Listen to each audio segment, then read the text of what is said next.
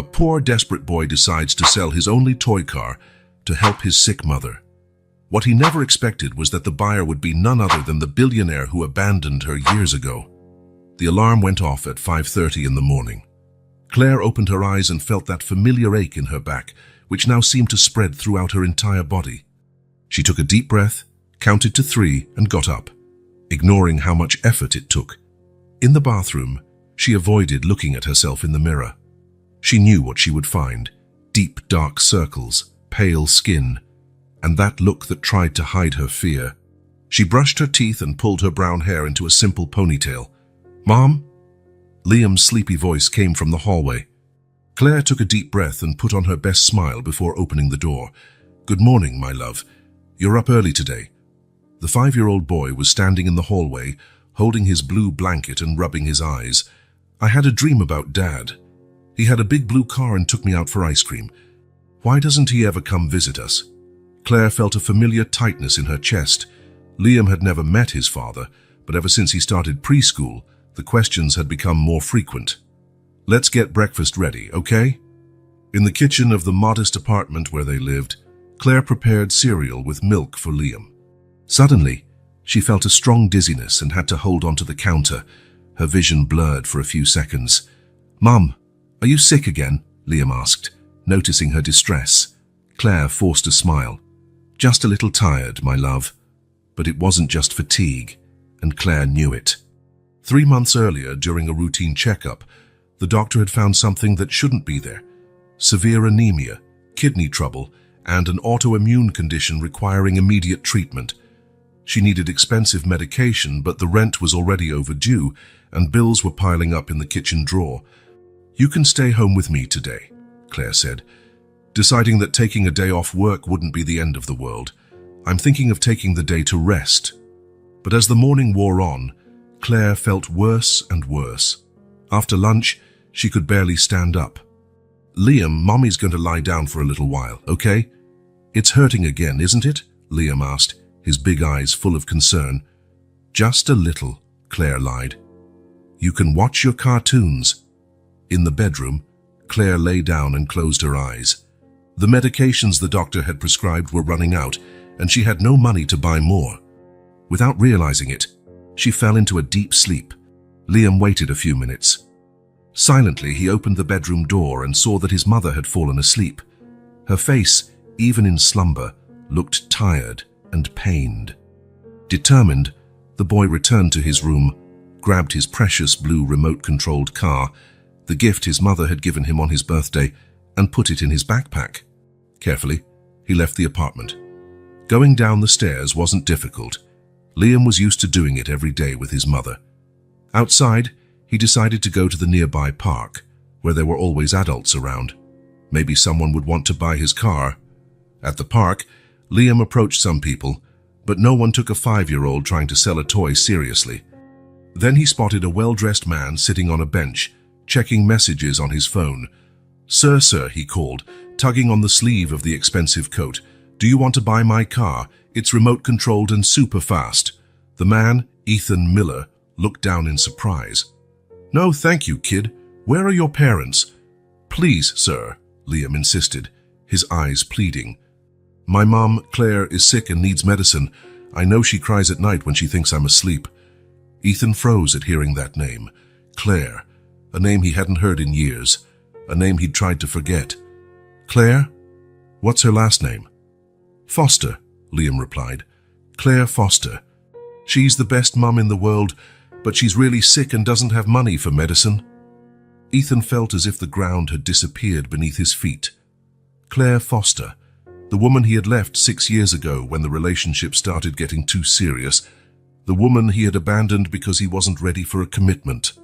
"How much do you want for the car?" he asked, his voice trembling. Liam thought for a moment. "100? Is that enough for Mom's medicine?" Ethan took several bills from his wallet, far more than 100, and handed them to the boy. "But you know what? I think you should keep your car."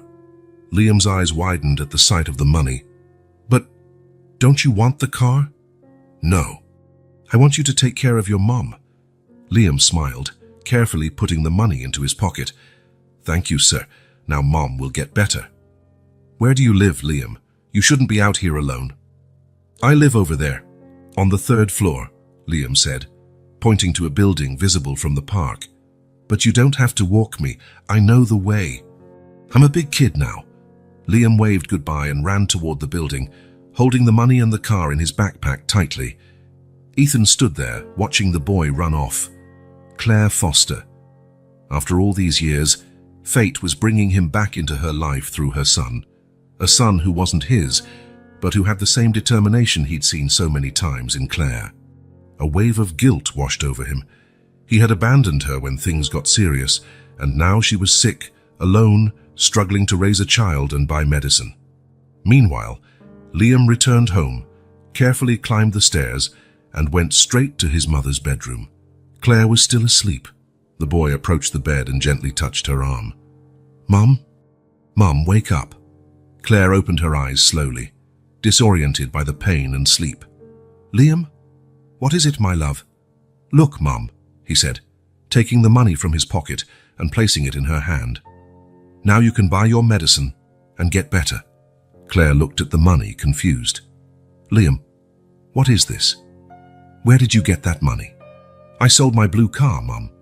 "Well, actually, the man didn't want the car, but he gave me the money anyway.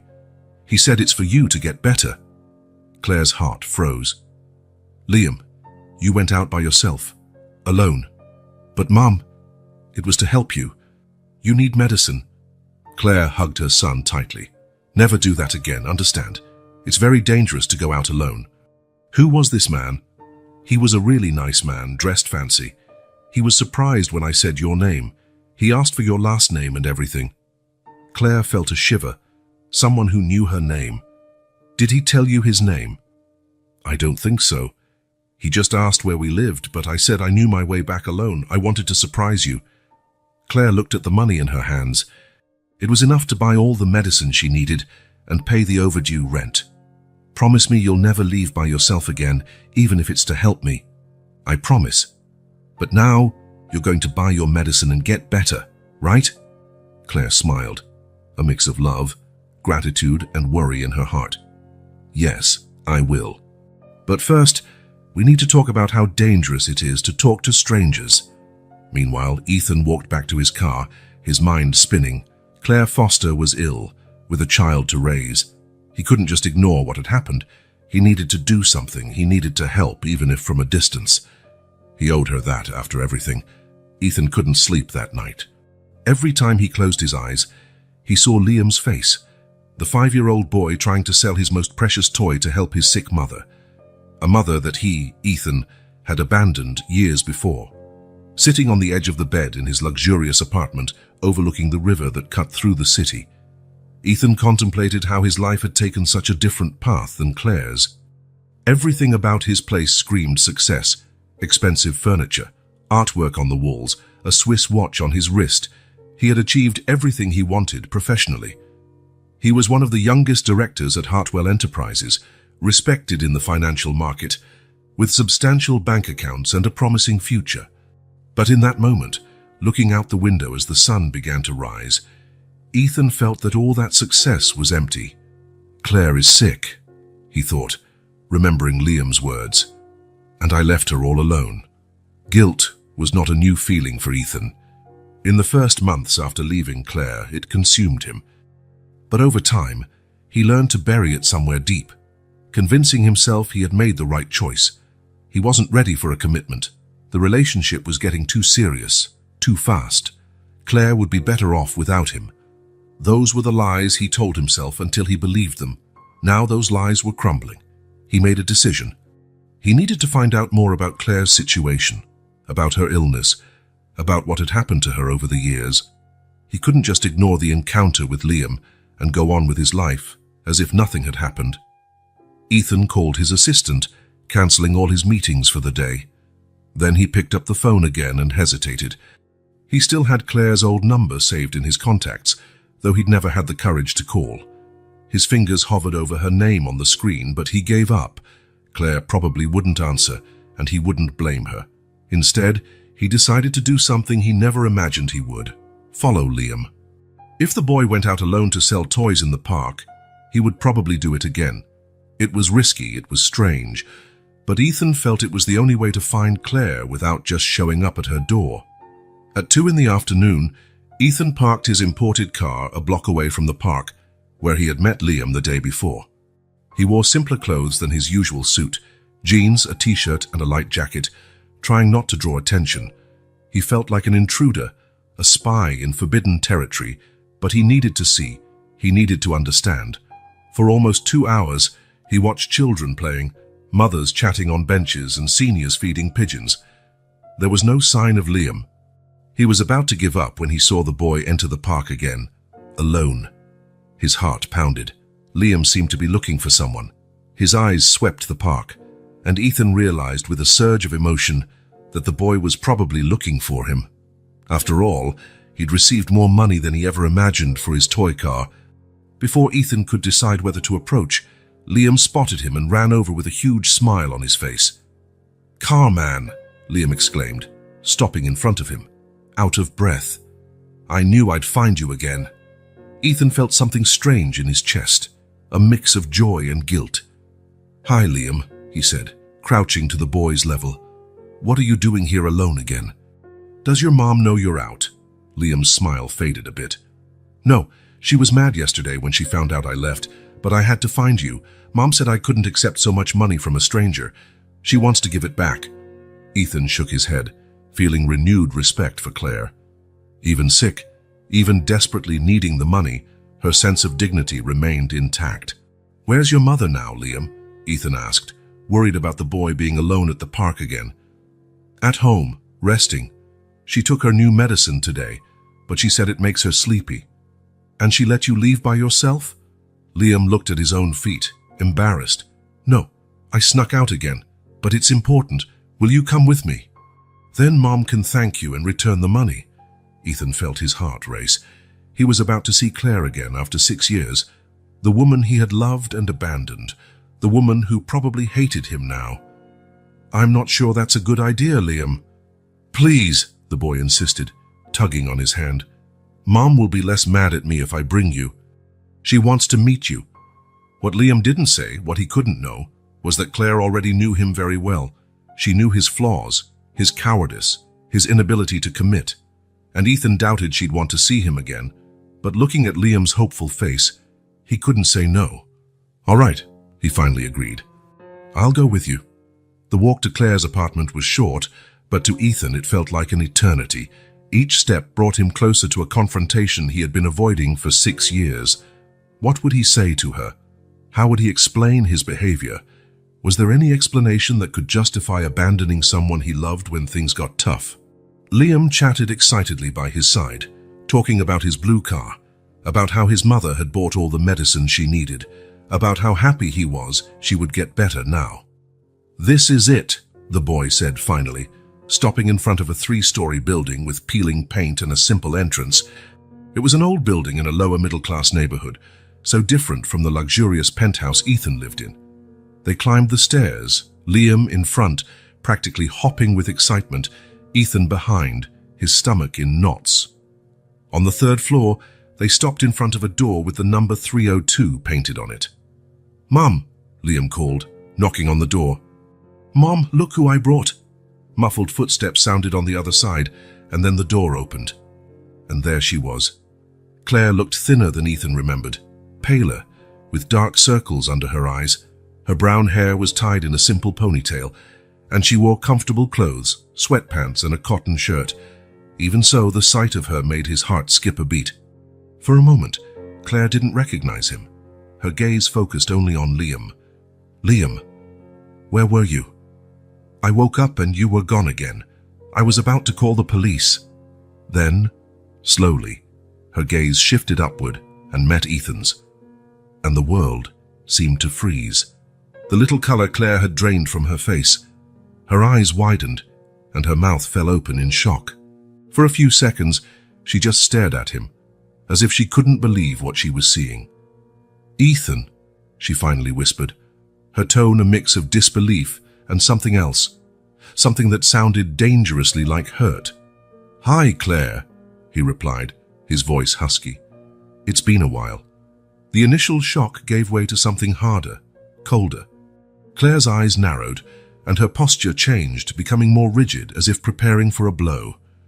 "What are you doing here?" she asked, her voice controlled, but Ethan could feel the anger in it. "I met Liam at the park yesterday," he explained, feeling awkward, exposed under her stare. "He offered me his toy car, and He stopped, unsure how to continue. "It was you." Understanding dawned on Claire's face. "You gave him all that money." Before Ethan could answer, Liam interjected, "Mom, this is the car man. He wanted to meet you." Claire shot a look at her son, then back at Ethan. "Liam, go inside and head to your room, please," she said, her voice gentle but firm. "But Mom, now, Liam." The boy looked from Claire to Ethan, confused by the tension between them, but obeyed, entering the apartment with reluctant steps. As soon as Liam disappeared down the hallway, Claire stepped out into the hall, partially closing the door behind her. Her face was pale with anger. "How dare you?" she hissed, keeping her voice low so Liam wouldn't hear.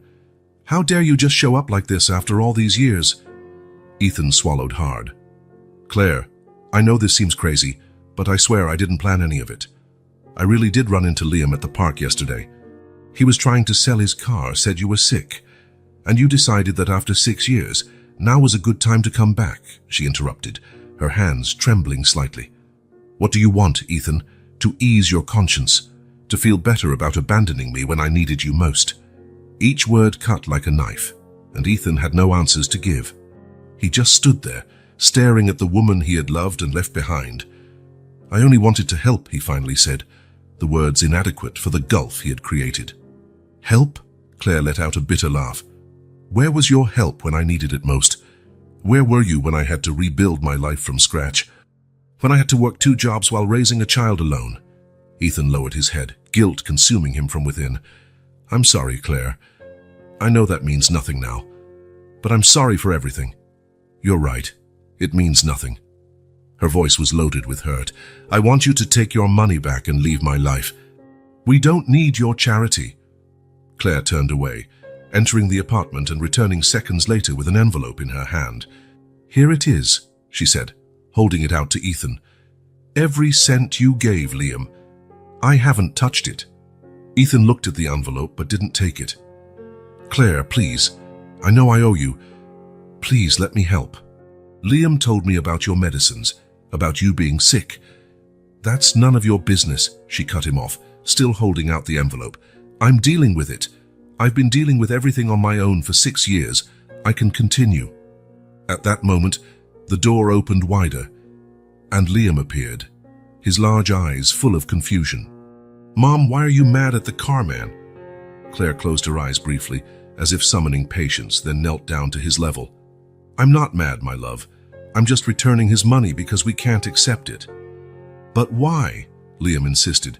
"Didn't you say we needed money for medicine?" "And for the rent." Claire's face flushed with embarrassment, and she gave Ethan a quick glance before turning back to her son. "Yes, but we can't accept money from strangers, remember? We'll figure it out, like we always do." Liam looked at Ethan, his innocent eyes holding a surprising wisdom for his age. "But he's not a stranger, Mom. He's nice. Come watch my cartoons, mister," he invited, extending his hand to Ethan.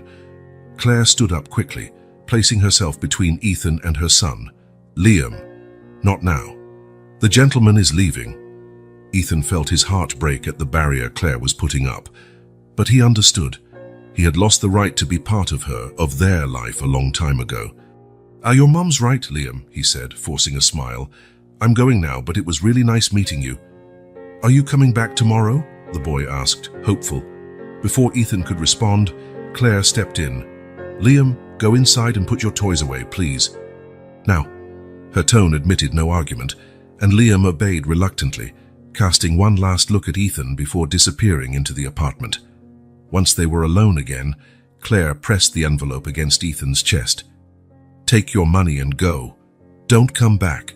Don't look for Liam. We have a good life here without you." Ethan didn't take the envelope. "Claire, I know I wronged you. I was a coward, selfish. I don't deserve your forgiveness, but please, let me help now. Not for me. Do it for Liam. For you." Something changed in Claire's eyes, a flash of tears quickly suppressed. "I don't need your pity, Ethan," she said in a lower, more controlled voice. "And I certainly don't need you appearing in Liam's life, only to vanish again when you get tired of playing benefactor." Her words hit Ethan like a punch. She was right, of course. What guarantee did Liam have that he wouldn't run away again when things got tough? "I won't disappear," he promised, his voice firm. "Not this time." Claire studied him, her eyes searching for something in his face. Whatever she was looking for, she seemed not to find it. "Words are easy, Ethan. Actions are what matter, and your actions have already shown me all I need to know about you." She held out the envelope again. "Please, take this and leave. If you really want to help, respect my wishes and leave us in peace." Ethan hesitated, but finally took the envelope. Not because he agreed to leave, but because he knew this battle would not be won today. Claire needed time, and he needed to prove he had changed. "I'll respect your wish today," he said, putting the envelope in his pocket. "But I won't give up so easily, Claire, not anymore." She didn't reply, merely opened the apartment door wider, preparing to step back inside. "Just answer one thing," Ethan asked, before she could close the door. "What do you have? Liam said you're sick." For a moment, it seemed Claire wouldn't answer. Her face was turned away, her shoulders tense. "Severe anemia and an autoimmune condition affecting my kidneys," she said at last, her voice neutral, as if speaking to a stranger. "Nothing that can't be controlled with the right treatment. Treatment I can pay for myself. Thank you very much." Before he could say anything else, Claire stepped into the apartment and firmly shut the door. Ethan stood in the corridor, staring at the closed door, feeling as if he had lost something precious for the second time. But this time, he wouldn't run. He wouldn't abandon Claire again, even if she didn't want him around, even if she hated him. Somehow he would find a way to help, a way to prove he had changed. As he walked down the stairs of the building, he heard a window open above him. Glancing up, he saw Liam leaning out of the windowsill, waving excitedly. "Bye, Carman!" the boy called out. "Come back tomorrow."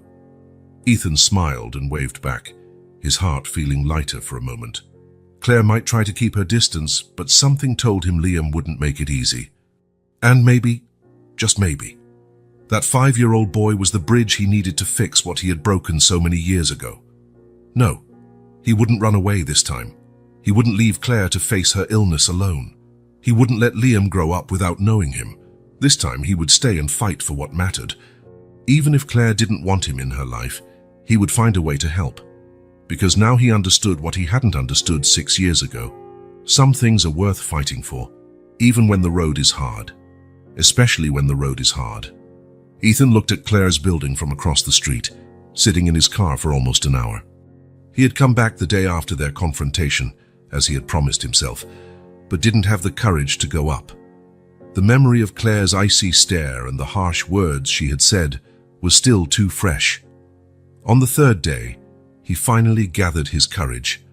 Not to knock on her door again, he knew that would only result in more rejection, but to do something else.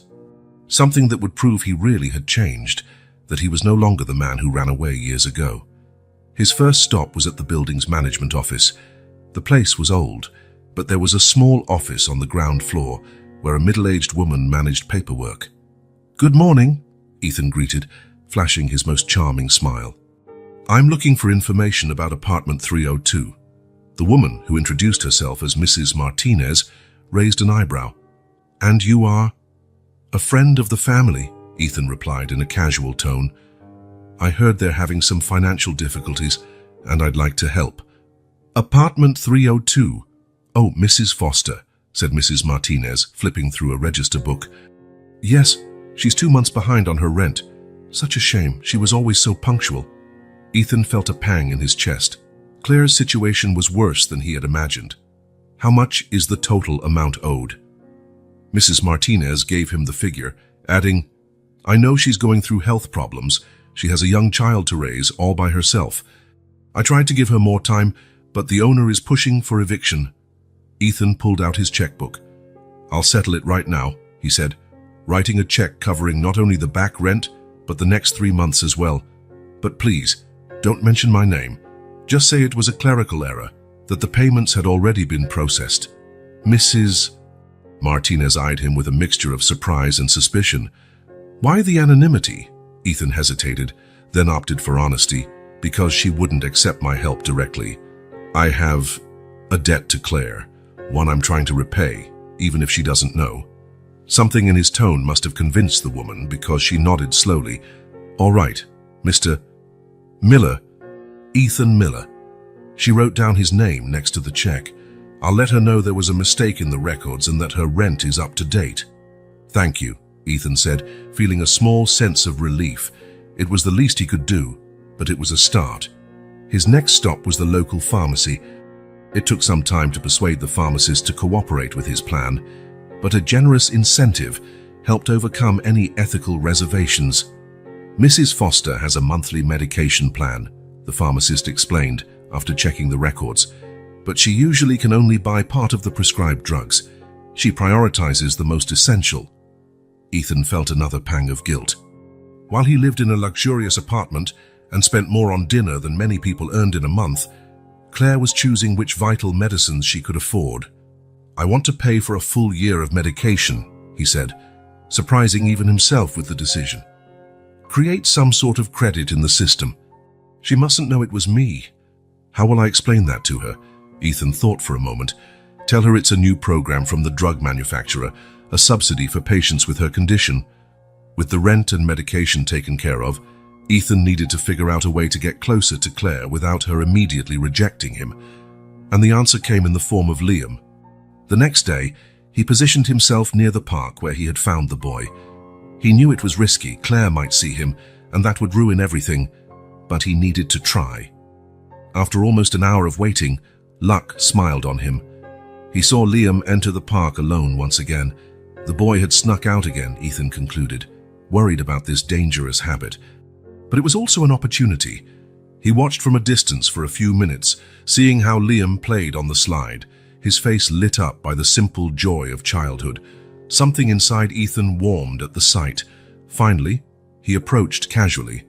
Hey, Liam, he greeted when the boy stopped near him to retrieve a ball. Liam's eyes widened in recognition, and a huge smile spread across his face. Carman, he exclaimed, abandoning the ball and running over to him. You came back. I did, Ethan confirmed with a smile. But tell me, does your mum know you're here alone again? Liam's smile faded slightly. No, she's resting. She's not feeling well today. Ethan frowned, worried. Liam, it's dangerous for you to go out alone like this. Your mum must be really worried. But I wanted to see you again, Liam protested. You never came back to our house. Ethan's heart tightened as he realized the boy had been waiting for him. Your mother made it pretty clear she doesn't want me around, he explained gently. And we have to respect that. But why? Liam asked, confused. You're nice and you helped with the medicine. Ethan sighed, thinking of how to explain something so complicated to a 5-year-old. Sometimes adults have problems kids don't understand, he finally said. Your mom has good reasons to be upset with me. Liam looked dissatisfied with that explanation, but didn't push. Instead, he grabbed Ethan's hand. Do you want to see my new drawing? He asked, changing the subject as only children can. I drew a car just like yours. For half an hour, Ethan found himself completely absorbed in Liam's world. The boy showed him drawings he had brought along, told him stories about school, and demonstrated how his remote-controlled car could do stunts. You really like that car, don't you? Ethan commented, noticing how carefully Liam handled the toy. It's my favorite, Liam confirmed. I got it for my birthday. Mom said it was really expensive, but that I'm a very special boy. Ethan smiled at the boy's enthusiasm. When's your next birthday?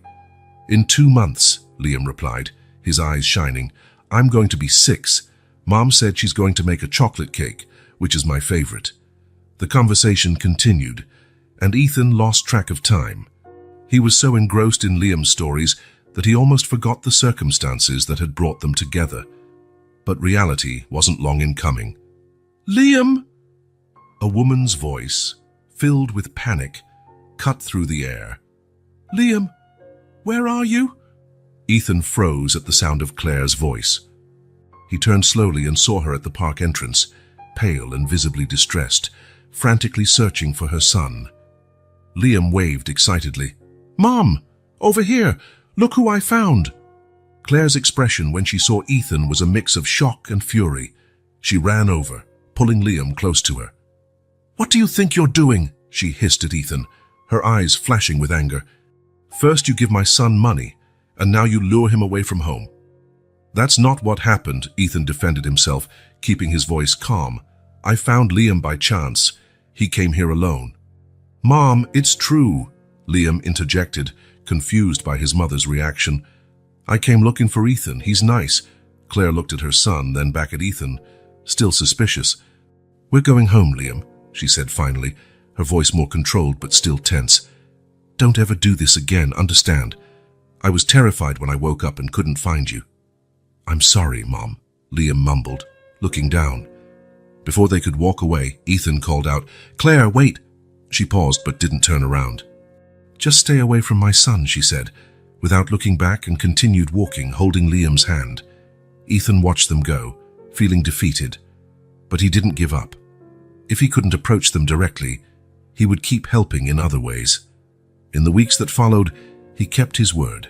He didn't seek out Liam again, respecting Claire's boundaries, but he continued his discreet assistance. From Mrs. Martinez, he learned that Claire had almost collapsed with relief upon discovering her rent was up to date due to a clerical error. "She hugged me," the manager said it was a miracle.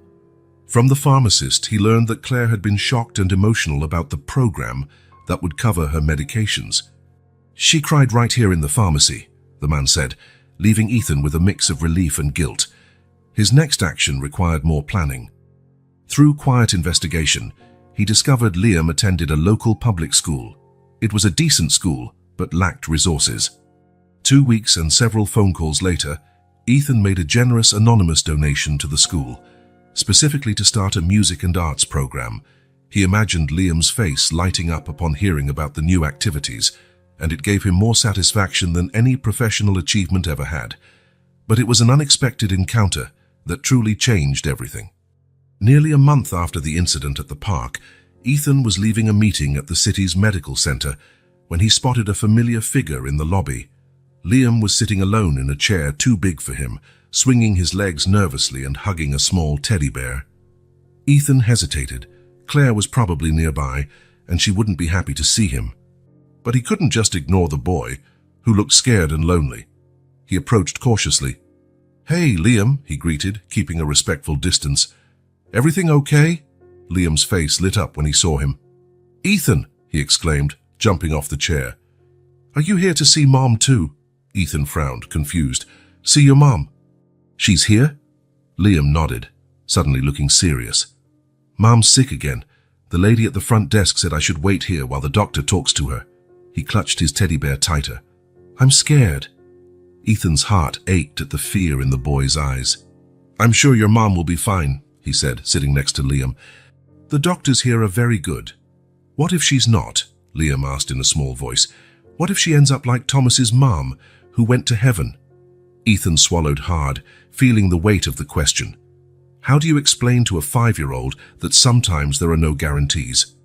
"Your mom is very strong," he finally said, placing a gentle hand on Liam's shoulder. "And she has the best reason in the world to get better." "What reason?" "You," Ethan replied simply. "She loves you more than anything."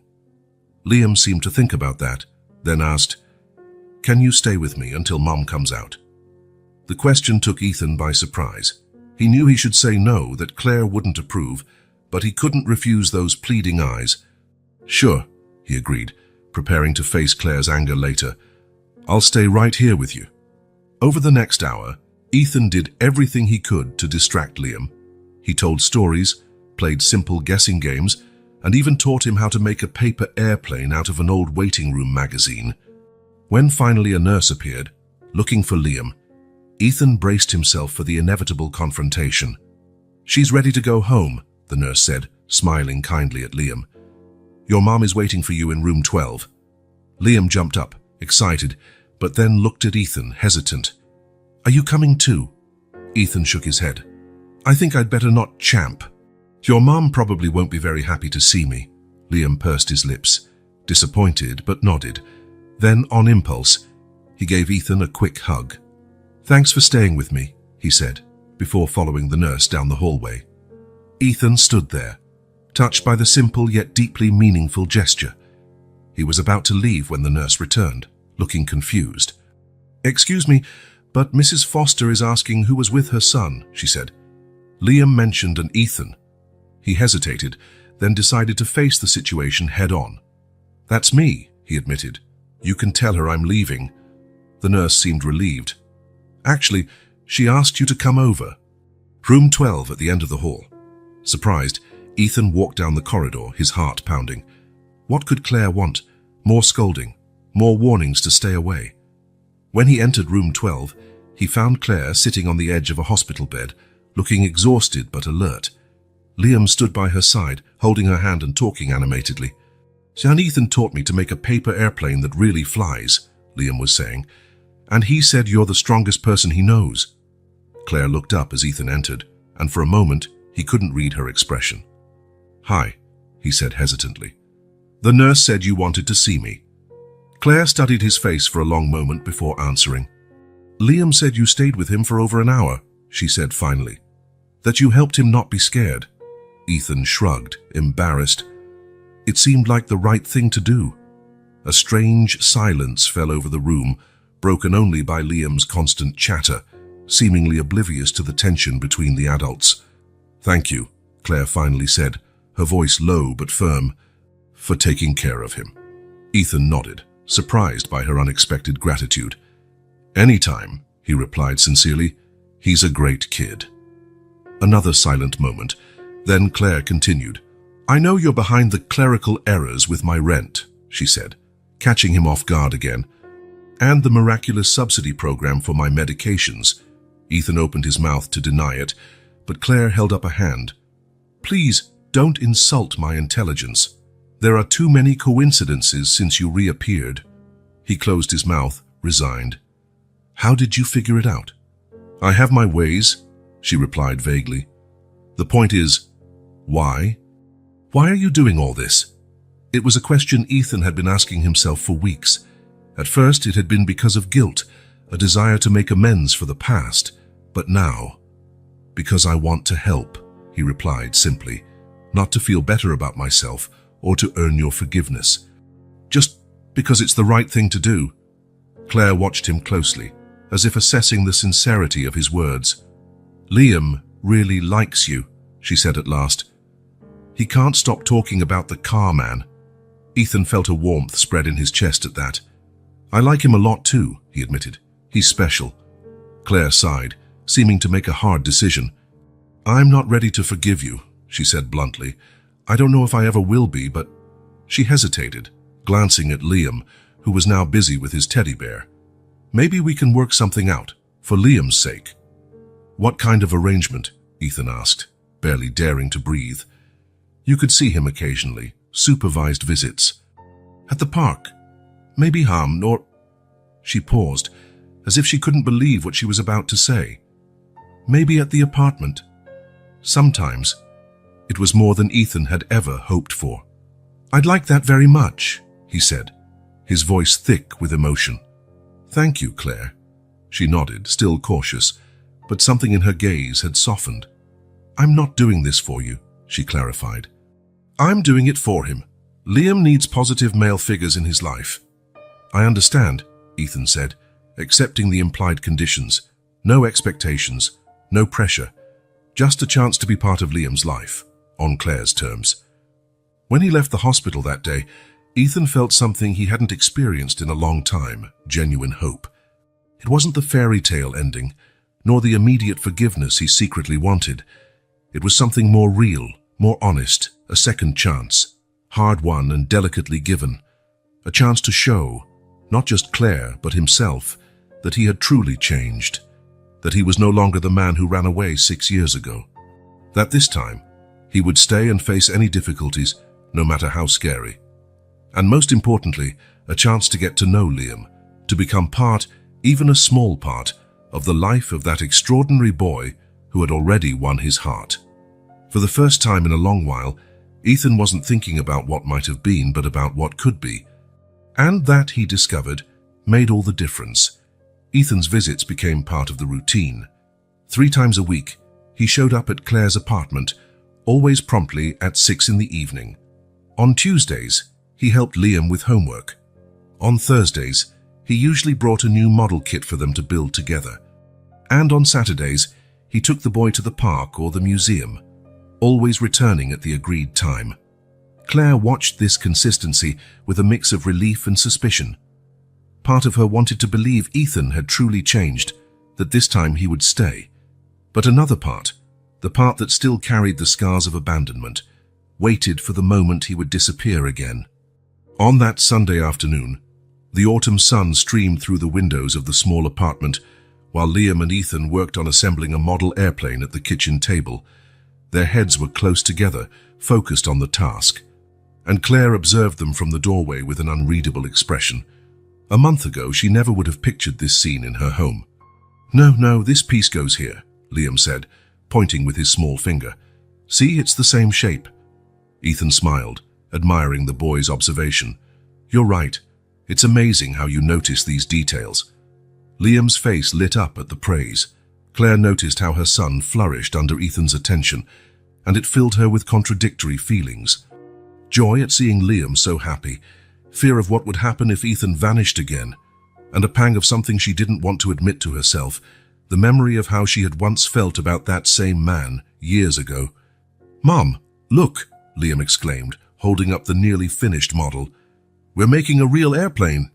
Claire smiled, pushing aside the uncomfortable thoughts. "I see that, my love. It looks incredible." "Is it like the airplanes you build at work, Ethan?" Liam asked, his eyes shining with admiration. "Well, I don't exactly build airplanes," Ethan explained patiently. "My company develops navigation systems that help airplanes fly safely, but the idea is similar." Claire checked the clock on the wall. "It's getting late, Liam. Time for your bath. You have school tomorrow." The boy made a face but didn't argue. After weeks of interaction, they had established a rule. Whenever Ethan visited, Liam had to follow all of Claire's instructions without complaint. "Can we finish this tomorrow, Ethan?" he asked, carefully placing the model on the shelf. "Of course, champ. The plane will be waiting for you." Liam hugged Ethan briefly and ran off to the bathroom, leaving the adults alone in the kitchen. An awkward silence fell over the room. Despite the regular visits, Claire and Ethan rarely ended up alone. It was almost as if they were avoiding the inevitable, the conversation they needed to have. "He's doing well in school?" Ethan asked, just to break the silence. Claire nodded, starting to clear the model materials from the table. "Surprisingly well. His teacher said he's more focused, more confident." "That's great," Ethan replied, helping her store the small pieces. Their hands touched accidentally on the table, and both drew back as if shocked. Claire took a deep breath. Maybe it was time. Liam would be busy in the bath for at least 20 minutes, and she had been putting off this conversation for too long. "Can we talk?" she asked, her voice tenser than she intended. "Really talk? I mean, about everything." Ethan looked momentarily surprised, then nodded solemnly. "Sure." They sat at the kitchen table, facing each other. For a few moments, neither spoke. The sound of running water in the bathroom was the only noise in the quiet apartment. "Why?" Claire finally asked, her voice low but charged with contained emotion. "Why did you leave like that?" The question hung in the air between them. 6 years of pain, doubt, and anger condensed into those simple words. Ethan swallowed hard, his eyes meeting hers. He knew he owed her that question, that he owed her complete honesty. "Because I was scared," he admitted, his voice rough. "Our relationship was getting serious, and when I started thinking about commitment, about building a life together, I panicked." Claire shook her head in disbelief. "Scared? That's why you just disappeared. One day we were planning a trip together, and the next you wouldn't answer my calls, my messages. You vanished without explanation." The pain in her voice hit him like a physical blow. "I have no excuse, Claire. What I did was unforgivable." "I'm not looking for excuses," she retorted, struggling to control her emotions. "I'm trying to understand." I thought we had something special. I thought you loved me." "I did love you," Ethan affirmed without hesitation. "That was the problem. I had never felt anything so strong for anyone, and it terrified me." Claire stared at him, her eyes searching for the truth in his. "What exactly scared you?" she asked, her voice calmer now. "Commitment. The idea of staying with the same person." Ethan shook his head, searching for the right words. "It wasn't that simple. It was—" He hesitated, then continued. "My parents had a terrible marriage. You know that. I grew up watching my dad make promises he never kept, watching my mum get disappointed over and over, and I started thinking, what if I'm like him? What if I promise forever and can't keep it?" He ran a hand through his hair, a nervous gesture Claire remembered all too well. "So instead of facing that fear, I ran. I convinced myself I was doing you a favor, that you deserved someone better, someone who could give you certainty." Claire took in his words silently. Back then, she had imagined 1,000 reasons for Ethan's disappearance. Another woman, loss of interest, a problem she hadn't noticed. She had never considered that the problem might be how deeply he cared. "Why didn't you talk to me?" she asked, her voice softer. "Why not share those fears?" Ethan let out a bitter, humorless laugh. "Because I was immature, insecure. Because I was afraid that if you saw how damaged I was inside, you wouldn't love me anymore." He looked at her directly. "I was 32 years old, Claire, but emotionally I was a frightened teenager." Silence fell between them again, only the distant sound of Liam's bathwater filling the gap. "Do you know what happened after you left?" Claire finally asked, her voice calm, almost distant. Ethan felt a tightening in his chest. "No, I tried not to think about you. I tried to move on." Claire nodded, as if confirming something she already suspected. 2 weeks after you disappeared, I found out I was pregnant." The words hit Ethan like a punch to the gut, even though he already knew the result of that pregnancy. "Liam, the wonderful boy currently in the bath. I tried to find you, you know," Claire continued, her eyes lost in memories. "I called your phone dozens of times. I went to your apartment, but the doorman said you had moved out. I called your company, but they said you were on an extended business trip."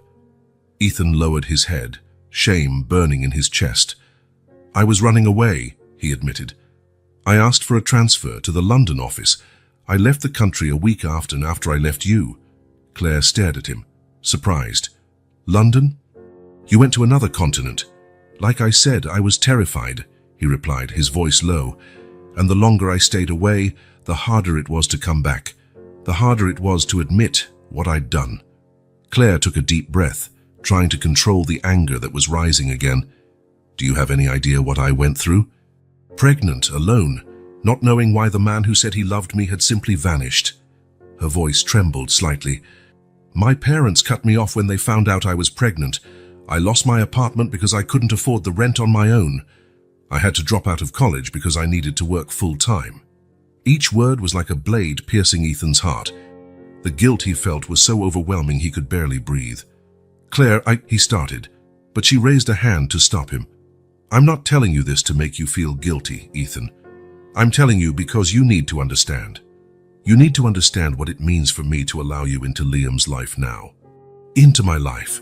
Ethan nodded, grasping the magnitude of what she was saying. "I know nothing I do can erase what happened," he said, his voice steady despite the emotion. "But I want you to know I'm not that person anymore. I've spent the last 6 years trying to become someone better, someone stronger." "Why?" Claire asked, genuinely curious. "What changed?" Ethan reflected for a moment. "I realized how empty my life was. The work, the professional success, none of it mattered when I came home to an empty apartment every night." He looked into her eyes. "And to be completely honest, I never got over you, Claire. I never stopped thinking about what could have been." Claire looked away, uncomfortable with the intensity of his words. "That doesn't matter now," she said, her voice controlled. "What matters is the present. And Liam." "Liam," Ethan repeated, the name escaping almost like a prayer. "He's incredible, Claire. You've done an amazing job raising him." A small smile touched Claire's lips. "Yes, he's incredible, and that's why I need to be crystal clear about this." Her face grew serious again. I've seen how he looks at you, Ethan, how he eagerly waits for your visits, how he trusts you." Ethan felt warmth in his chest at hearing that, but also sensed the warning in her words.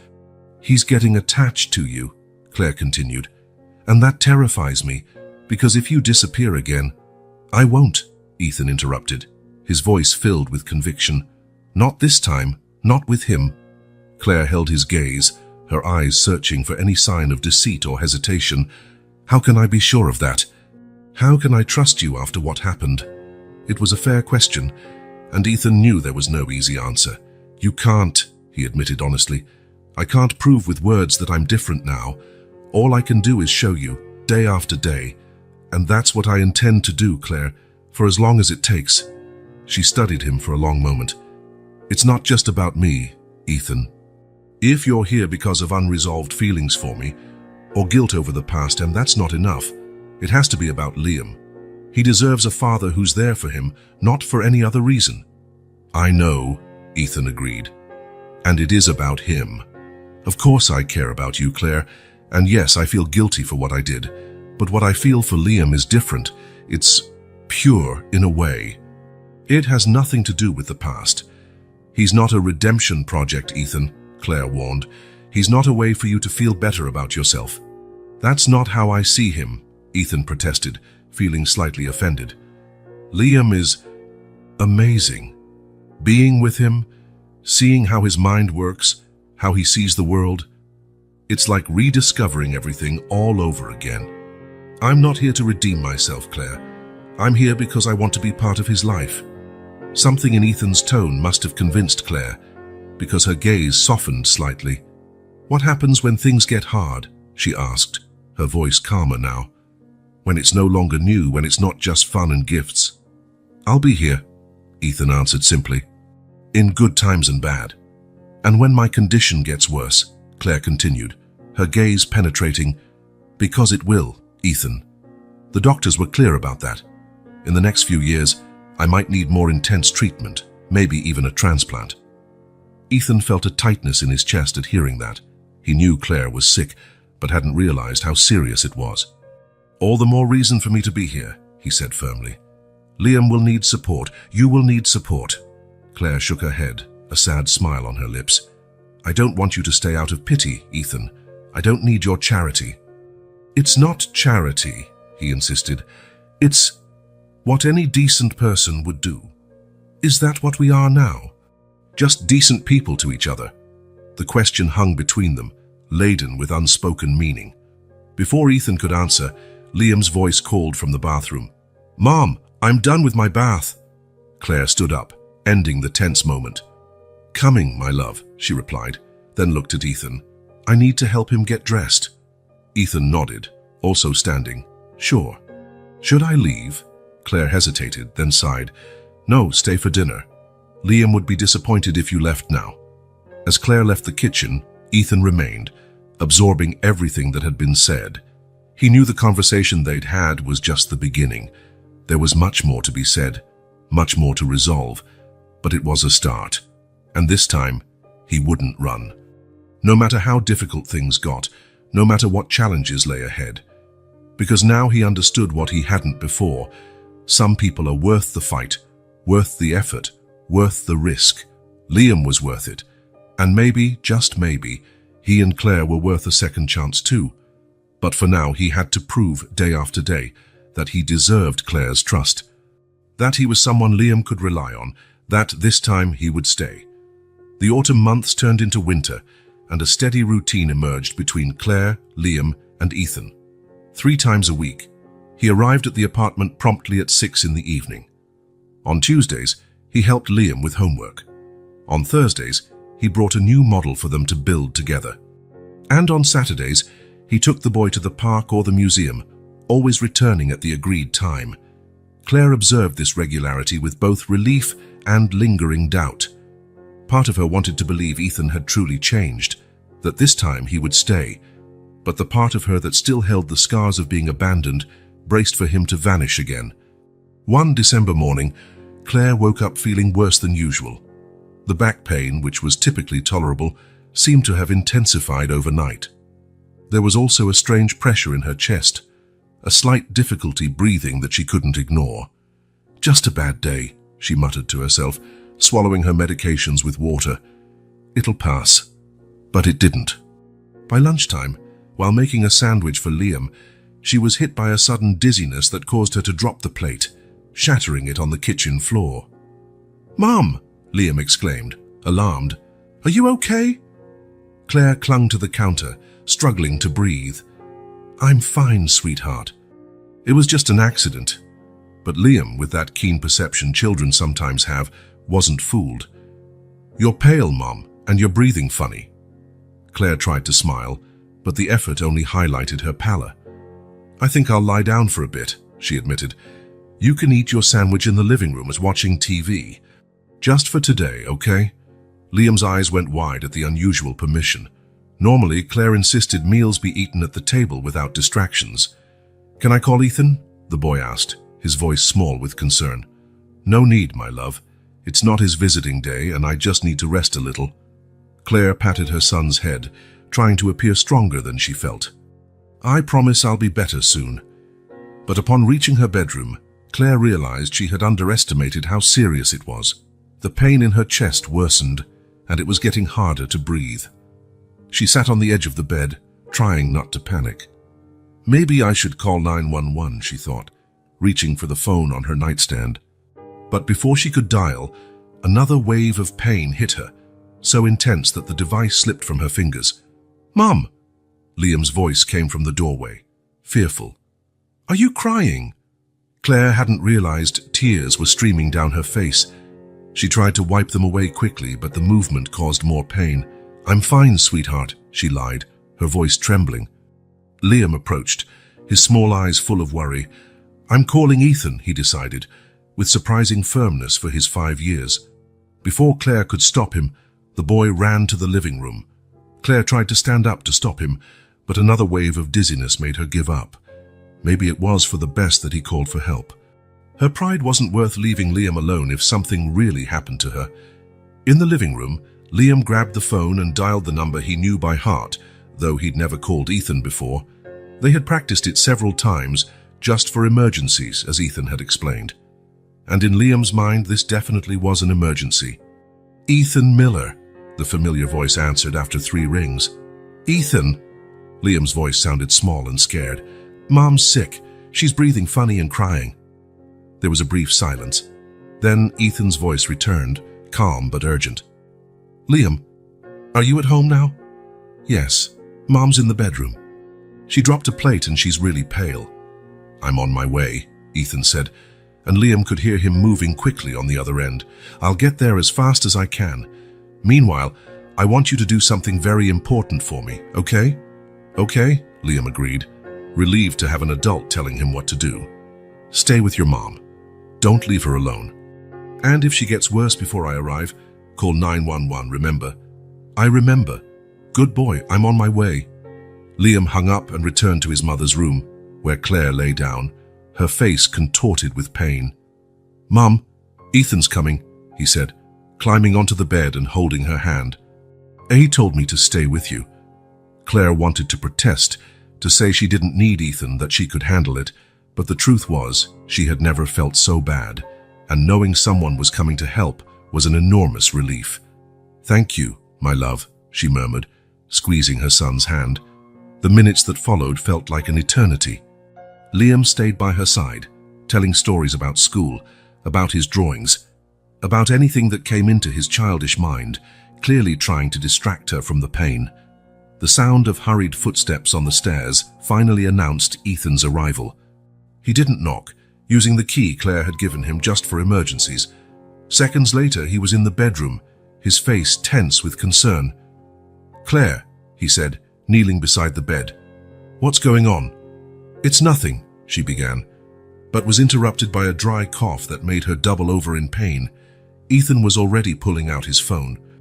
"I'm calling an ambulance." "No," Claire protested, trying to sit up. "I can't afford an ambulance. Just help me to the car. You can drive me." Ethan looked at her, torn between frustration at her stubbornness and admiration for her strength. "All right, but we're leaving right now," he turned to Liam. "Buddy, I need your help." Can you grab your mum's coat and her medicines? Liam nodded, happy to have a task. The medicines are in the blue box in the bathroom, he said, running off to do his job. While the boy was gone, Ethan leaned over Claire. Can you tell me what you're feeling? Chest pain, she admitted, breathing shallowly, shortness of breath. And the back pain is getting worse. Ethan's face showed unmasked worry. It could be your kidney condition affecting your heart. We need to go to the hospital now. Claire didn't argue anymore. She let Ethan help her stand, leaning heavily on him as they walked to the living room. Liam was already back with the coat and the medicine box, his small face serious with responsibility. Great job, Liam, Ethan praised, helping Claire put on her coat. Now let's all get to the car. Going down the stairs was a slow, painful process. Each step felt like knives stabbing Claire's back. Ethan held her firmly, murmuring words of encouragement, while Liam went ahead, looking back every few steps to check their progress. In the car, Ethan settled Claire in the back seat so she could lie down, and placed Liam in the front passenger seat, making sure his seatbelt was secured. Memorial Hospital or St. Luke's? He asked, starting the engine. Memorial, Claire answered weakly. My doctor works there. During the drive, Ethan navigated the streets with controlled urgency, glancing between the road, the rearview mirror to check on Claire, and Liam, who was unusually quiet. You were really brave today, Liam, Ethan said, trying to reassure the boy. Your mom is going to be fine. The doctors will take care of her. Liam nodded, his big eyes full of worry. Will she have to stay in the hospital? Ethan took a deep breath. Maybe, buddy. But if she does, you can stay with me, okay? I have a spare room in my apartment we can set up for you. With my astronaut bed, Liam asked, referring to the bed design they had seen together in a store weeks ago. Exactly that, Ethan confirmed, grateful for the distraction. With lights and everything. From the back seat, Claire listened to their conversation, feeling a mixture of gratitude and apprehension. The ease with which Ethan assumed responsibility, the natural way Liam accepted his solutions, it was as if they were already a family, a real family, and that terrified her. At the hospital, things happened quickly. Ethan parked at the emergency entrance, and in seconds had a wheelchair for Claire. The staff reacted to her pallor and her labored breathing, taking her inside right away. I'm Dr. Takahashi, a nephrology specialist, said a middle-aged doctor once Claire was placed on a hospital bed. You must be Claire Foster, your physician, Dr. Rodriguez told me about your case. As the doctor began examining Claire, a nurse approached Ethan and Liam, who stood beside the bed. Are you the husband? She asked. Before Ethan could reply, Liam jumped in. He's Ethan. He's going to stay with us forever. The simplicity of that statement caused a brief, awkward silence. Ethan felt his face warm under the nurse's curious gaze. I'm a friend of the family, he clarified. Can I stay with Liam while she's being treated? The nurse nodded, and soon Claire was taken away for tests, leaving Ethan and Liam in the waiting room. The hours that followed were some of the longest of Ethan's life. Liam alternated between periods of silent worry and bursts of anxious questions. Is Mum going to be okay? How long will she stay? Can she come home today? Ethan answered as honestly as he could, knowing well-intentioned lies would only make things worse later. Finally, Dr. Takahashi appeared in the waiting room. Mr. Miller, he called, and Ethan stood, holding Liam's hand. Mrs. Foster is stable now, but the situation is serious. She had what we call a hypertensive crisis, triggered by the worsening of her kidney condition. We'll need to keep her for a few days and probably adjust her treatment. Ethan nodded, taking in the information. Will she be okay? The doctor hesitated briefly. With the right treatment, yes, but I have to be clear. Her condition is progressing faster than we expected. In the coming months, we need to consider more aggressive treatment options. Like a transplant? Ethan asked, recalling the conversation with Claire weeks ago. Exactly, the doctor confirmed, seeming slightly surprised by Ethan's knowledge. In fact, the sooner we start looking for compatible donors, the better her chances. Can I see her? Liam asked, his small voice interrupting the adults. Dr. Takahashi smiled at the boy. Of course you can. She's asking for you. But just a quick visit, okay? She needs to rest. Ethan and Liam followed the doctor down the white corridors to a private room. Claire lay in bed, connected to various monitors and an IV line. She looked fragile and pale against the hospital sheets, but her eyes lit up when she saw Liam. "My love," she called, extending her free hand toward her son. Liam ran to her, carefully climbing onto the edge of the bed to hug her. "Are you going to get better, Mom?" he asked, his voice trembling.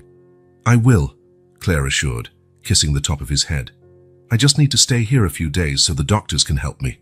Liam nodded, accepting that explanation with the confidence only children have. "Ethan said I can stay at his place, and he's going to buy me an astronaut bed." Claire glanced at Ethan, who stood in the doorway, a silent question in her eyes. "If that's okay with you," he said. "I thought it might be easier for him than staying here in the hospital, or with a neighbor he doesn't really know." It was a practical, sensible offer. Still, Claire hesitated. Leaving Liam in Ethan's care meant granting him an enormous responsibility, a level of trust she wasn't sure she was ready to give. But looking at her son, so comfortable around Ethan, so confident that everything would be fine because Ethan had said so, she realized she had no choice. "All right," she finally agreed.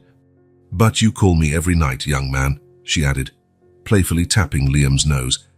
"At bedtime," he promised, smiling. Dr. Takahashi, who had waited patiently at the door, finally spoke up. "Mrs. Foster, we need to discuss some administrative matters about insurance and—" "Don't worry about that," Ethan interrupted, his voice firm. "I'll handle all the expenses." Claire opened her mouth to protest, but Ethan raised a hand. "Please, Claire, let me do this. Not as charity, but as—" He hesitated, conscious of Liam's presence. "As something I owe you both." A moment of silent tension passed as Claire struggled between her pride and the reality of her situation. Finally, she nodded slightly. "Thank you," she whispered, barely audible. That night, after Claire received more medication and fell asleep, Ethan took Liam to his apartment. The place was spacious and elegant, with a view of the city park, but curiously impersonal. There were no photos on the walls, few books on the shelves, nothing suggesting someone actually lived there. "So your apartment is bigger than ours," Liam exclaimed, exploring the rooms with childlike curiosity. "And there's a giant TV." Ethan smiled, watching the boy run around the space that had always felt so empty to him. "Come on, I'll show you where you'll sleep." The guest room was simple but comfortable, with a double bed, nightstand, and empty dresser. "Tomorrow we'll buy your astronaut bed," Ethan promised, "and some other things so you feel more at home." After an improvised dinner of mac and cheese, the only thing Ethan knew how to cook that Liam would eat, a bath, and a call to Claire at the hospital, Liam was finally ready for bed. Ethan tucked him into the large bed, covering him with the blue blanket they had brought from Claire's apartment. "Ethan," Liam called when he was about to leave the room, "do you think Mom will really get better?" The vulnerability in the boy's voice made Ethan's heart ache. "I do, champ. Your mom is the strongest person I know." Liam nodded, apparently satisfied with that answer. "You know something," he said, already sleepy. "I wish you could stay with us forever. Then you could take care of Mom when she's sick, and I wouldn't have to be scared." The simple, sincere words hit Ethan like a punch in the gut. The pure, innocent desire of a child for security, for a complete family. "I'd like that too, Liam," he replied honestly, adjusting the blanket around the boy. "More than you can imagine." In the days that followed, Ethan established a new routine. In the morning, he took Liam to school, then divided his day between remote work and hospital visits. In the afternoon, he picked Liam up, took him to see Claire, and then they returned to the apartment and where they had dinner and called her again before bed. On the third day, as promised, the astronaut bed arrived, along with a child-sized closet and several toys for the room that was now officially Liam's room. "Ethan, this is too much," Claire protested when he mentioned the purchases during a visit. "You didn't have to spend so much." "It's nothing," he replied, sitting in the chair by her hospital bed. Liam was in the hospital's playroom, taking part in an activity with other kids. "I want him to feel at home." Claire studied him for a moment. "Why?" she asked finally. "Why are you doing all this, Ethan? The truth." Ethan took a deep breath. Maybe it was time for complete honesty. Because I want to be part of your lives, he admitted. Not just now during this crisis, but permanently. Claire looked away, processing his confession. That's not something you decide on your own, she said at last. And more importantly, it's not something you can walk away from when it gets hard. And it will get hard, Ethan. You heard the doctor. My condition is getting worse. I know that, he said, leaning forward. And I'm not asking for anything you're not ready to give. I just want you to know I'm here, really here. A heavy silence hung between them. Finally, Claire spoke. This isn't the first time you've been here. Ethan frowned, confused. What do you mean? Claire shifted on the bed, preparing for a revelation. 2 years ago, when Liam was 3, I got a call from the building management. They said someone had paid 6 months of my rent in advance, anonymously. She stared at him. That was you, wasn't it? Ethan paled, surprised she had found out. How did you know? I didn't know for sure until now, Claire admitted, but I always suspected Mrs. Martinez let slip it was a well-dressed gentleman who seemed to know me. And a few weeks later, I saw you. You saw me? Ethan was genuinely surprised. Where? At the downtown bookstore. You were leaving as I was entering. Our eyes met for a second, and then you practically ran to the street. Claire paused. That's why I decided to move a few months later. I thought maybe you were following me. Ethan shook his head, stunned by the revelation. I wasn't following you, Claire. I was gathering courage. Courage. To talk to you, he explained. I came back to the city 3 years ago when my mother got sick, and when I saw you for the first time by chance in a cafe with Liam, he swallowed hard. I instantly knew he was my child, our child. Claire stared at him, surprised. You knew about Liam? 3 years ago? Ethan nodded, ashamed. I wanted to approach you, explain, apologize, but then I saw how happy you looked, independent. You had built a life without me. What right did I have to show up and disrupt it? He ran a hand through his hair, a nervous habit Claire recalled well, so I decided to help from afar. The rent, some anonymous donations to Liam's school, little things I thought might make your life a bit easier. Claire absorbed this confession in silence, trying to reconcile this new information with the narrative she had built in her mind. Why didn't you tell me this before? She finally asked. Because it would have seemed manipulative, Ethan answered honestly. Like I was trying to buy my way back into your lives. I wanted you to accept me back for the right reasons, not out of gratitude or obligation. Another silence fell between them, heavier now, loaded with revelations and unexplored possibilities. If you knew about Liam 3 years ago, why only appear in our lives now? Claire asked, her voice soft. Because running into Liam in the park, hearing him talk about you, seeing his concern, it was like a slap in the face. I realized all my anonymous help meant nothing if I wasn't actually there. Ethan looked at her. Somewhere, I was still hiding, Claire. Still afraid. Afraid of rejection. Afraid I wouldn't be good enough as a father. Afraid of failing you again. The raw honesty in his voice touched something in Claire. For weeks, she had watched Ethan interact with Liam, seeing the patience, the care, the genuine joy he showed around the boy. She had seen how he rearranged his entire apartment for Liam while she was hospitalized, how he had covered all her medical expenses without hesitation, how he managed to juggle work and hospital visits. Those weren't the actions of someone trying to ease guilt or impress. They were the actions of someone who was committed. I don't know if I can fully trust you, Ethan, Claire admitted. Part of me still expects to wake up one day and find you gone again. That's understandable, he replied without defensiveness. I can't erase what I did. I can only prove, day after day, that I've changed, and hope that one day it'll be enough. Claire nodded, pondering his words. So what do we do now? Ethan took a deep breath as if preparing for a great leap. Now, you focus on getting better. I'll take care of Liam while you're here, and when you're discharged, we decide, together, how we move forward. Together, Claire repeated, testing the word. We tried that once, Ethan, it didn't work. We were different people then, he replied. I was different, he paused. But if you're not ready for together, we can just be partners, in raising Liam at least. Before Claire could respond, the room door opened, and Liam ran in, holding a drawing. "Mom, look what I made," he exclaimed, handing her the colorful paper. "It's us." At our house, Claire looked at the drawing. 3 stick figures in front of a yellow house. A small figure in the middle, holding hands with 2 bigger figures, a woman with long hair and a man who seemed to be wearing a tie. "It's beautiful, my love," she said, swallowing the lump in her throat. "That's you, me, and Ethan," Liam explained, pointing to each figure. "At our new house, Ethan said that when you come home we can get a bigger place with a room just for me." Claire looked at Ethan, one eyebrow raised in silent question. "I just mentioned it might be good for you two to have more space," he clarified quickly, looking embarrassed. "I didn't mean... I wasn't trying." "It's okay," Claire interrupted, surprising herself with how calm she sounded. "We can talk about it when I get out."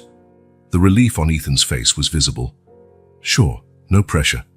Claire turned her attention back to Liam's drawing, studying the 3 figures holding hands. That was how her son saw them, as a family. And maybe, just maybe, they could be exactly that. Not immediately, not without more proof that Ethan had truly changed. But for the first time since he reappeared in their lives, Claire allowed herself to consider the possibility. A future where she wasn't alone. A future where Liam had a present father. A future where, perhaps, she could trust again. "When can I go home, Mom?" Liam asked, climbing onto the bed to snuggle against her. "Soon, my love," Claire answered, hugging him. "We'll all be home soon." And as she said that, her eyes met Ethan's, and something silent, something important, passed between them. Not a complete forgiveness, nor a promise of renewed love, but a beginning. A breaking point, not for pulling apart, but for starting to rebuild. Spring had arrived, bringing longer days and milder nights. 3 months had passed since Claire's hospitalization, and much had changed. Following medical recommendations, she reduced her workload plans, working from home 3 days a week. Her health, though still fragile, had stabilized under the new medication regimen. Ethan had kept his promise, present at every doctor's appointment, every difficult moment.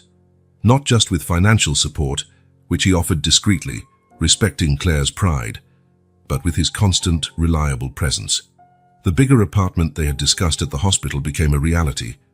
A comfortable place in a building with an elevator, close to the park and Liam's school. Claire insisted on paying the rent, striking a deal with Ethan. He would cover medical expenses, and she would handle the home. It was a delicate balance, but it worked. On that Friday night, Liam had been invited to his first sleepover at a friend's house. Claire was nervous about the idea, but Ethan convinced her it would be good for the boy to have the experience of independence. "Are you sure he'll be okay?" Claire asked for the 3rd time as Ethan returned from dropping Liam off at his friend's house. "Absolutely," he replied with a calm smile, hanging his coat on the entry rack. "Thomas's parents seem responsible, and Liam was so excited he barely said goodbye to us, remember?" Claire sighed, sitting on the living room couch. "I know I'm being overprotective. It's just, we've never spent a night apart before." Ethan sat next to her, keeping a respectful distance. "It's natural to worry, but it's also natural to let him grow up a little." He smiled. "Besides, you deserve a night off." It was strange being alone in the apartment. Usually, Liam was the center of their interactions, the reason for their conversations, the source of their shared smiles. Without him, there was a new silence between them, filled with unspoken possibilities.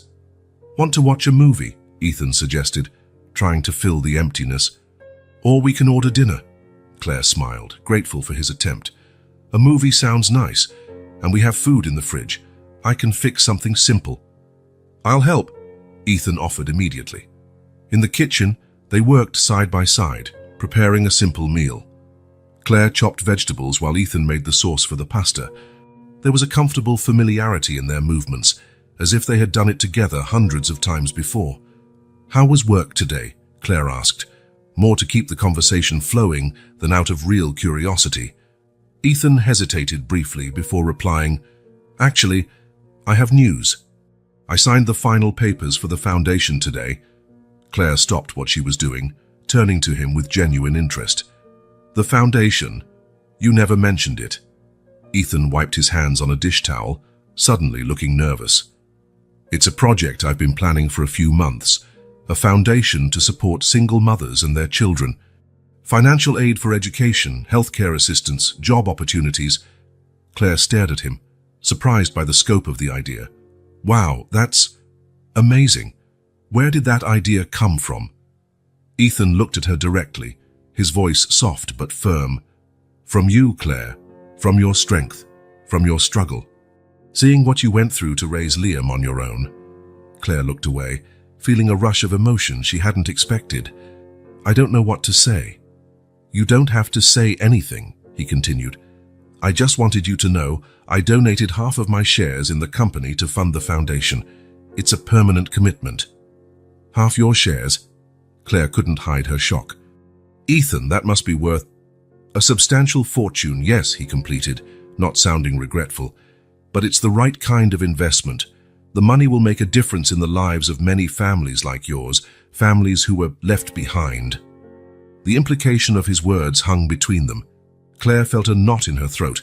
This wasn't a gesture to impress or buy forgiveness.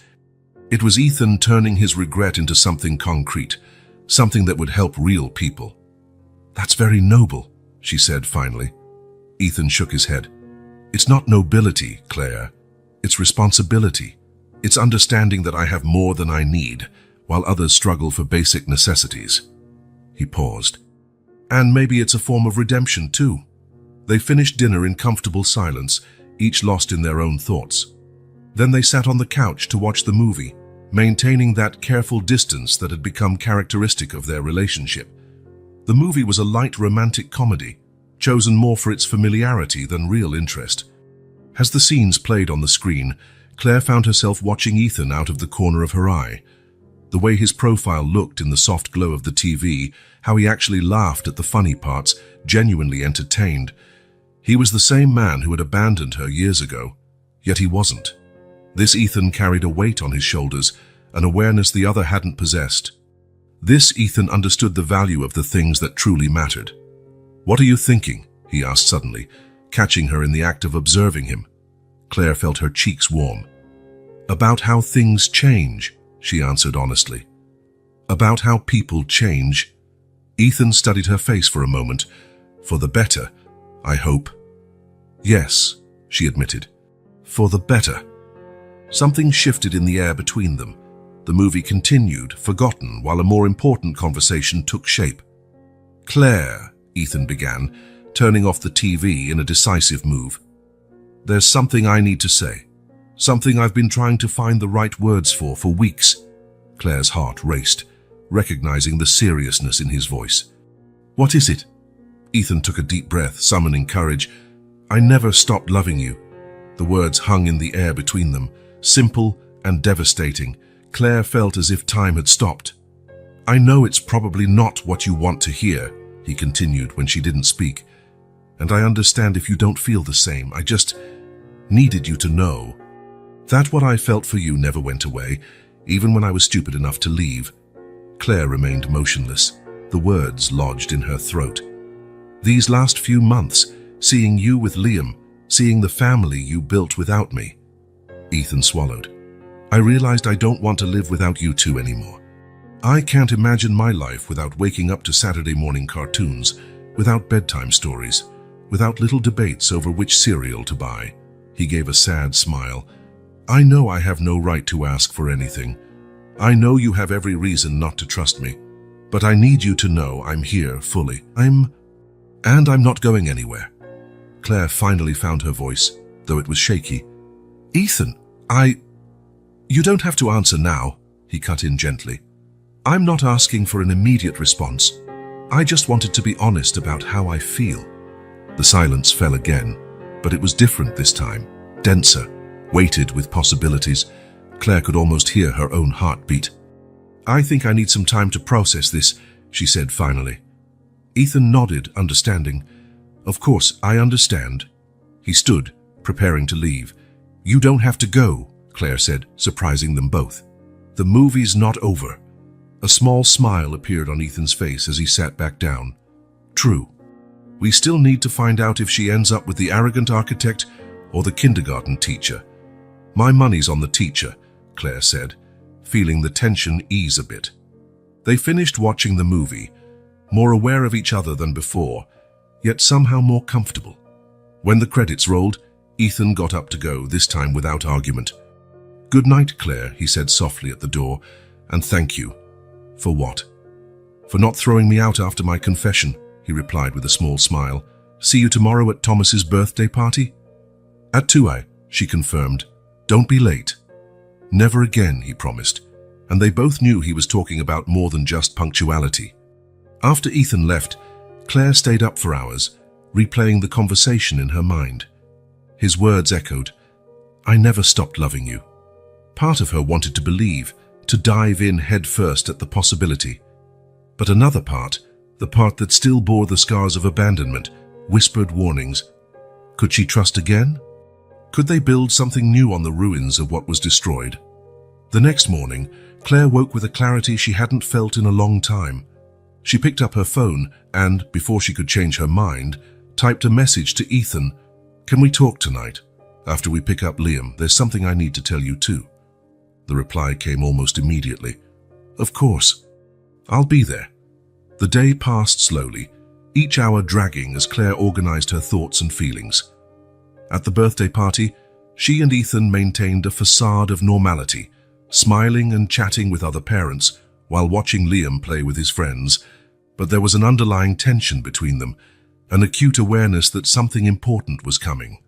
When they finally got home, Liam was exhausted from the party and the previous sleepover. He fell asleep almost immediately after his bath, leaving Claire and Ethan alone once again. They sat on the balcony of the new apartment, watching the city lights come on as dusk settled. "So," Ethan began, nervous, "you wanted to tell me something." Claire took a deep breath, gathering courage. "I've been thinking a lot about us, about the past, the present, the future." Ethan nodded, waiting patiently for her to continue. "When you showed up in our lives again, my first instinct was to push you away, protect Liam, protect myself." She paused. "But things have changed these past few months. You've changed. Or maybe you were always like this and I just never saw it fully." "What do you mean?" Ethan asked, confused. "The man I knew years ago was charming, brilliant, ambitious, but he was also scared, insecure about commitment." Claire looked at him directly. "The man I see now is solid, present, not just in the easy moments, but especially in the hard ones." Ethan seemed lost for words, his eyes fixed on her. "What I'm trying to say, Ethan, is that I also never stopped loving you. I tried, God knows I tried, but there's something about you that always stayed with me." Now it was Ethan's turn to fall silent, taking in her words. "But I'm scared," Claire admitted. "Not just for me, but for Liam. He's already so attached to you. If we decide to try again and it doesn't work—" "It will work," Ethan interrupted, his voice firm, "not because we're perfect or because everything will be easy, but because this time we're going into it with eyes open, knowing our flaws and insecurities." He reached out and gently took her hand. "And because this time, I'm not looking for a way out. I'm looking for a way in, deeper, more permanent." Claire looked at their joined hands, feeling a certainty she hadn't expected. "Let's go slow," she said. "One step at a time." "Take all the time you need," Ethan agreed, his face lit with a smile she hadn't seen in years. "I'm not in a hurry." That night, he didn't kiss her, didn't make any grand promises. He simply held her hand as they looked at the stars, talking about small and important things. When they finally said goodnight, there was a new understanding between them, a new beginning. In the weeks that followed, they settled into a different rhythm. They were no longer just two adults co-parenting Liam, but a couple slowly rediscovering each other. Dinners after Liam fell asleep, long phone calls on the nights Ethan wasn't there, small gestures that spoke of a deeper care than words could convey. The foundation Ethan had created was officially launched, with Claire surprisingly agreeing to serve on the board. Who better to understand what these women need than someone who's been in the same situation, he argued. And Claire found she enjoyed the work, using her experiences to help other women, creating programs that truly made a difference. It was a way to turn her own pain into something constructive. As for Ethan, he rearranged his professional life to be more present. He cut back his work hours, delegated more responsibilities, prioritized what truly mattered. His colleagues noticed the change, commenting on how he seemed more centered, more fulfilled. On a Sunday afternoon, nearly 6 months after the night Ethan confessed his feelings, they took Liam to the park where it all began. It was a perfect summer day, with a bright blue sky and a gentle breeze rustling the leaves of the trees. Claire sat on a bench, watching Ethan help Liam fly a kite. The boy burst into laughter every time the kite went higher, and Ethan looked as proud as if he'd just closed the biggest deal of his career. There was something so right about that scene that Claire felt her heart tighten. This was the kind of moment she had dreamed of for Liam, to have a father to teach him things, to laugh with him, to simply be there. When they finally managed to keep the kite in the air, Liam ran over to her, his cheeks flushed with excitement. "Mom, did you see? It's so high I can barely see it." "I did, my love," Claire replied with a smile. "You two did a great job." Liam turned to Ethan, who was walking over more slowly. "Can we show Mom the other present?" Liam asked excitedly. Ethan smiled and nodded. "Sure, champ. Go grab it from the backpack." Liam ran to the backpack by the bench and pulled out a small blue toy car, almost identical to the one he'd tried to sell Ethan months before. "Look, Mom," he exclaimed, showing off the toy. "It's just like my old car." Claire looked from Liam to Ethan, puzzled. "It's an early birthday gift," Ethan explained, "to replace the one he almost sold for your sake." Liam, with the impulsiveness of a child, suddenly ran up to Ethan, holding the blue car out in front of him. "Mister, do you want to buy another car?" he asked, repeating the same question from months ago. But this time with a mischievous grin, clearly understanding he was reenacting that first encounter. Ethan laughed and knelt beside him, his eyes shining with affection. "No, this time I just want to play with you." The simplicity of that answer, the purity of its intention, made something inside Claire give way. Any lingering defenses, any tiny bit of reservation still left. Liam ran off to show the car to another boy playing nearby, leaving Claire and Ethan alone on the bench. "You really have changed," she said softly, almost to herself. "For the better, I hope," Ethan replied, echoing the conversation from that night months ago. "Definitely for the better." Claire glanced at Liam playing in the distance, then back at Ethan. "You know, I've been thinking, maybe it's time we stop taking things so slow." Ethan raised his eyebrows, surprised. "What did you have in mind?" Claire smiled, a smile free of fear or hesitation. "I think it's time we become a real family, not just for Liam, but for us." Ethan seemed momentarily speechless, his eyes filling with an emotion he didn't try to hide. "Are you sure?" he asked at last, his voice rough. "After everything?"